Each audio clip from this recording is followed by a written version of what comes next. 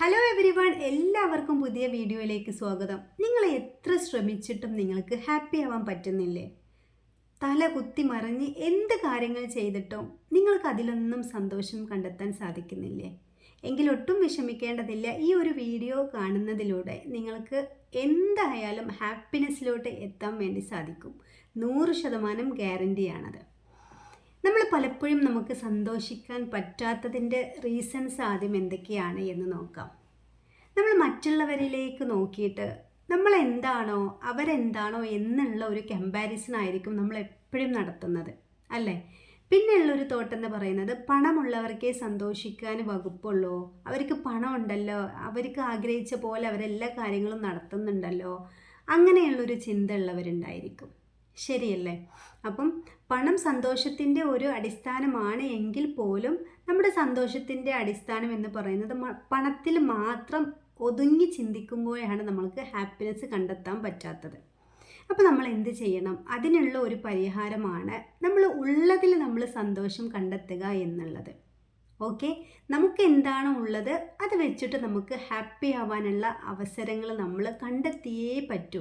അതല്ലെങ്കിൽ അപ്പുറത്തെ ആളുകളെ നോക്കി, അതല്ലെങ്കിൽ നമ്മൾ പലരുടെയും വാട്സപ്പ് സ്റ്റാറ്റസിൽ കണ്ടിട്ട് അവരോട് അസൂയ വെച്ചിട്ടോ എനിക്ക് അങ്ങനെ ആകാൻ പറ്റുന്നില്ലല്ലോ എന്നൊരു ഗിൽറ്റ് ഫീൽ ചെയ്തിട്ടോ ഒന്നും നമുക്ക് സന്തോഷം കണ്ടെത്താൻ പറ്റില്ല. നമ്മൾ ഹാപ്പി ആയിട്ടിരിക്കണമെങ്കിൽ അത് നമ്മൾ തന്നെ അതിനുള്ള എഫേർട്ട് എടുക്കത്തേ പറ്റും. നമ്മളെ ഹാപ്പിനെസ് എന്ന് പറയുന്നത് അത് നമ്മളിൽ മാത്രമായിരിക്കണം. പിന്നെ വേറെ മറ്റുള്ളവർ അവരുടെ പെരുമാറ്റത്തിനനുസരിച്ചിട്ടോ അവർ നമ്മളെ ഡീൽ ചെയ്യുന്നതിനനുസരിച്ചിട്ടോ ഒന്നും നമ്മുടെ സന്തോഷം കുറക്കാനോ കൂട്ടാനോ നമുക്ക് പാടില്ല. അതായത് നമ്മുടെ സന്തോഷം എന്ന് പറയുന്നത് അത് നമ്മുടെ കൈകൾക്കുള്ളിൽ മാത്രമായിട്ടിരിക്കണം. വേറൊരാൾ ആ രീതിയിൽ പെരുമാറി എന്നെ ഭയങ്കരമായിട്ട് എന്തെല്ലോ പറഞ്ഞു, അതല്ലെങ്കിൽ എന്നെ വേദനിപ്പിച്ചു, അതുകൊണ്ട് എനിക്ക് സന്തോഷിക്കാൻ പറ്റുന്നില്ലല്ലോ എന്നുള്ളൊരു ചിന്ത ഒഴിവാക്കി മറ്റുള്ളവരിനി നമ്മളെ എന്ത് തന്നെ പറഞ്ഞോട്ടെ അതെല്ലാം നമ്മൾ ആ ഒരു സമയത്ത് കേട്ട് അതങ്ങ് വിട്ട് കളയുക. നമ്മുടെ സന്തോഷത്തെ ഒരിക്കലും ആ കാര്യങ്ങൾ ബാധിക്കാൻ ഇടവരരുത്. അതിന് വേണ്ടിയിട്ട് നമ്മൾ ചെയ്യാവുന്നത് എന്താണ്? നമ്മൾ നല്ല ബോൾഡായിട്ടിരിക്കുക എന്നുള്ളതാണ്. നമ്മൾ പോസിറ്റീവായിട്ടുള്ള കാര്യങ്ങൾ മാത്രം ചിന്തിക്കുക, നെഗറ്റീവായിട്ടുള്ള കാര്യങ്ങൾ പറയാനോ അത് പ്രചരിപ്പിക്കാനോ ഒന്നും നമ്മൾ പോവരുത്. അപ്പം നമ്മൾ ചിന്തകൾ മാറ്റുമ്പോൾ നമുക്ക് സ്വാഭാവികമായിട്ടും സന്തോഷം വർദ്ധിപ്പിക്കാൻ വേണ്ടിയിട്ട് പറ്റും. പിന്നെ ചില ആളുകളെല്ലാം ഉണ്ട് എനിക്കതില്ലല്ലോ, ചില ആളുകൾ പറയുന്നത് കേൾക്കുക, നിനക്ക് ഒരുപാട് മക്കളുണ്ടല്ലോ എനിക്ക് മക്കളില്ലല്ലോ, അതല്ലെങ്കിൽ നിനക്ക് ഒരുപാട് പണം ഉണ്ടല്ലോ, നീ അതല്ലേ അതുകൊണ്ടാണ് നിനക്ക് അങ്ങനെ ചെയ്യാൻ പറ്റുന്നത്.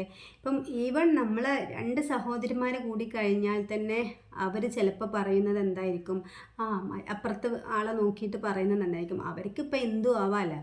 അവർ ഇനിയിപ്പോൾ ആരെങ്കിലും ടൂറ് പോയി കഴിഞ്ഞാൽ അവരെ നോക്കിയിട്ട് പറയുന്നത് എന്തായിരിക്കും, അവർക്ക് എന്തും ആവാമല്ലോ, അവരടുത്ത് ഭയങ്കര പൈസ ഇല്ലേ എന്നുള്ളത്. നമ്മുടെ പൈസയോ നമ്മുടെ ആരോഗ്യമോ ഒന്നുമല്ല നമ്മുടെ ഹാപ്പിനെസ്സിൻ്റെ ഒരു ബേസ് എന്ന് പറയുന്നത്.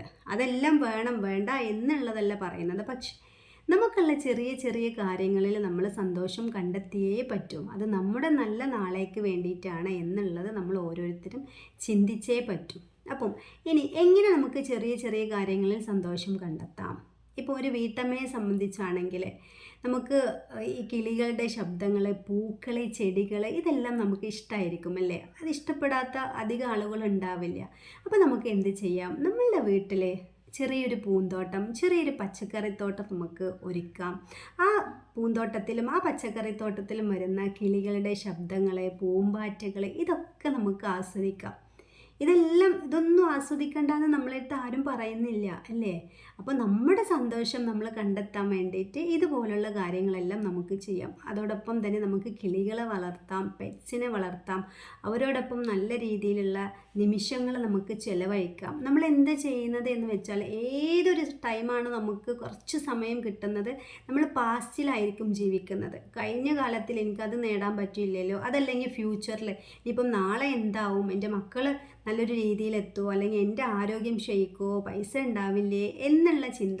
അപ്പോൾ ഈ നമ്മൾ ഭാവിയിലും ഈ ഭൂതകാലത്തിലും ജീവിക്കുന്നതുകൊണ്ട് നമുക്ക് ഒരിക്കലും ഹാപ്പി ആവാൻ പറ്റില്ല. അപ്പം നമ്മൾ ജീവിക്കുന്ന ഓരോ നിമിഷത്തിലും നമ്മൾ ആനന്ദം കണ്ടെത്തുക, മൈൻഡ്ഫുള്ളി നമ്മൾ ഓരോ കാര്യങ്ങൾ ചെയ്യുക എന്നുള്ളതാണ് നമുക്കുള്ളൊരു പോംവഴി എന്ന് പറയുന്നത്. ഇപ്പം നമ്മൾ ഏതൊരവസ്ഥയിലാണോ ഉള്ളത്, ആ ഒരു അവസ്ഥയിൽ നമുക്ക് അനുവദിച്ചിട്ടുള്ള മീൻസ് നമുക്ക് ലഭ്യമാകുന്ന സാമ്പത്തിക സ്ഥിതി, നമുക്ക് ലഭ്യമായിട്ടുള്ള ആരോഗ്യസ്ഥിതി, അതിനനുസരിച്ചിട്ട് നമ്മൾ സന്തോഷം കണ്ടെത്താൻ വേണ്ടിയിട്ട് നമ്മളതിന് ഒരുങ്ങിയേ പറ്റുള്ളൂ.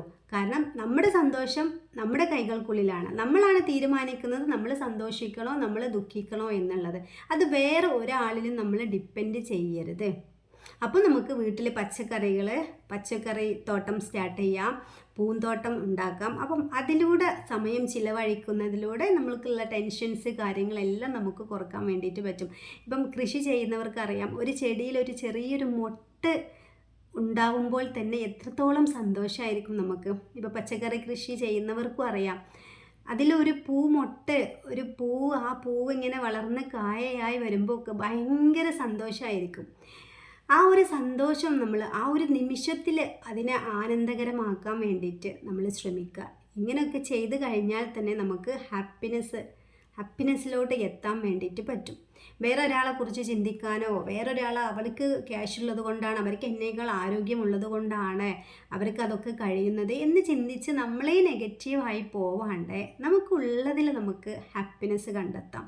ഇപ്പം നമ്മൾ കുക്കിംഗ് ചെയ്യുകയാണെന്ന് വിചാരിച്ചോളൂ. ആ കുക്കിംഗ് ചെയ്യുമ്പോൾ ആ കുക്കിങ്ങിൽ മാത്രം ഫോക്കസ് കൊടുത്ത് ഓരോ വെജിറ്റബിൾസും ഓരോ കാര്യങ്ങളും എത്രത്തോളം മനോഹരമായിട്ടാണ് ദൈവം സൃഷ്ടിച്ചിട്ടുള്ളത് എന്ന് മനസ്സിലാക്കി ആ ഭക്ഷണത്തിനോട് നമുക്ക് നന്ദിയോടുകൂടി ആ ഭക്ഷണത്തെ ഓർത്ത് നമ്മൾ ദൈവത്തിന് നന്ദി പറഞ്ഞ് ആ ഒരു കുക്കിംഗ് പ്രോസസ്സിൽ നമുക്ക് അതിലും ലയിച്ച് ചേർന്നിട്ട് നമുക്ക് ഫുഡ് ഉണ്ടാക്കാൻ പറ്റും.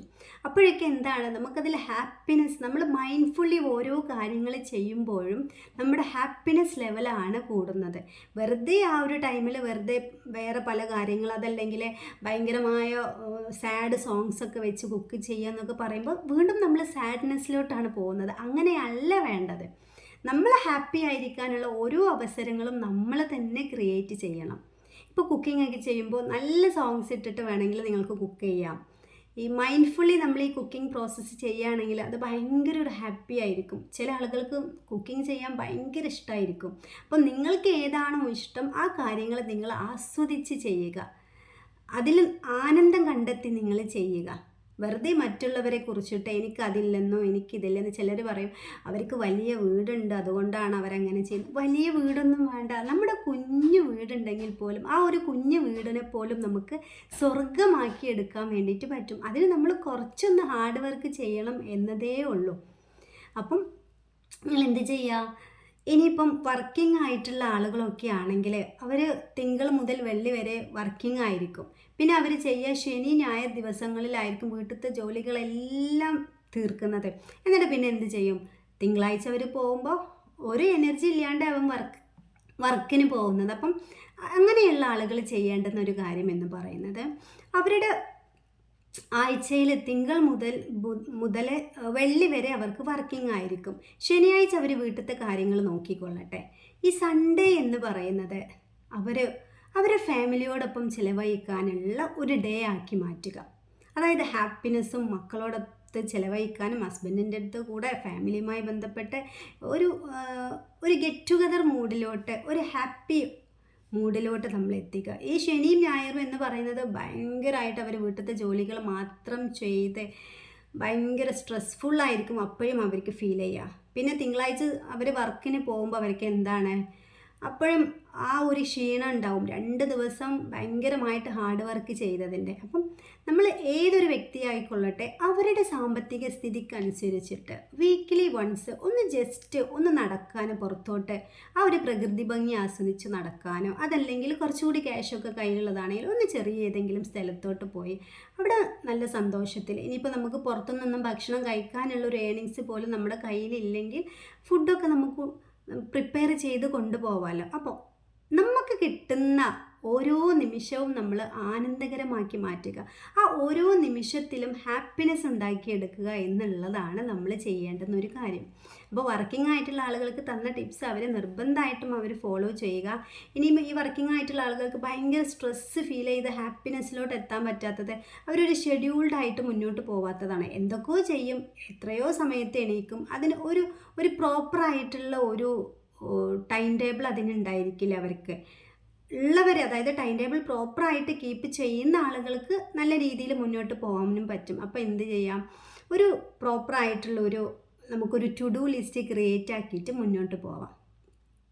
വീണ്ടും പറയുകയാണ്, നമ്മുടെ ഹാപ്പിനെസ് നമ്മുടെ കയ്യിലാണ്.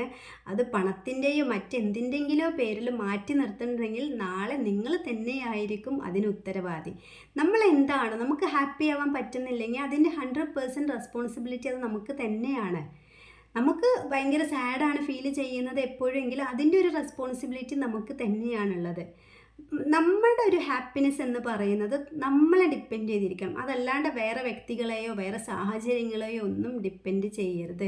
അപ്പോൾ നമുക്കുള്ള ഹാപ്പിനെസ് നമ്മൾ തന്നെ കണ്ടെത്തേണ്ടത് അത്യാവശ്യമായിട്ടുള്ള കാര്യമാണ്. അപ്പോൾ ഈ വീഡിയോയിൽ പറഞ്ഞിട്ടുള്ള എല്ലാ കാര്യങ്ങളും നിങ്ങൾ ഫോളോ ചെയ്ത് നോക്കുക. തീർച്ചയായിട്ടും നിങ്ങൾക്ക് ഹാപ്പിനെസ്സിലോട്ട് എത്താൻ വേണ്ടിയിട്ട് പറ്റും. ഓക്കെ, വീഡിയോ ഇഷ്ടപ്പെട്ടാൽ തീർച്ചയായിട്ടും ലൈക്ക് ചെയ്യുക, നിങ്ങളുടെ പ്രിയപ്പെട്ടവരിലേക്ക് ഷെയർ ചെയ്യാനും മറക്കരുത്. ചാനൽ സബ്സ്ക്രൈബ് ചെയ്യാതെയാണ് നിങ്ങൾ വീഡിയോ കാണുന്നതെങ്കിൽ ഉറപ്പായിട്ടും നിങ്ങൾ ചാനൽ സബ്സ്ക്രൈബ് ചെയ്യുക. Okay, thank you all.